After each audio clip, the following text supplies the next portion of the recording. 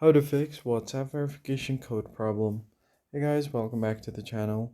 If you are trying to log into WhatsApp and you're having trouble getting the verification code, here are some of the things that you can do to fix it. First thing first you want to do is turn on your airplane mode. What it's going to do is refresh your network. So if you're on mobile data, it's going to completely refresh your Wi-Fi network as well as your mobile data.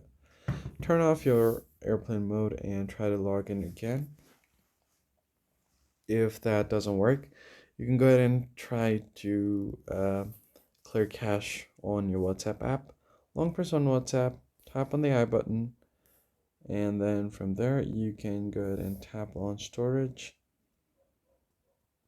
Go to clear cache, you should be good to go. If none of this work, then go over to Google Chrome or any other web browser and simply search for WhatsApp support. So I'll just go to the search icon and search for WhatsApp support. Tap on the first link.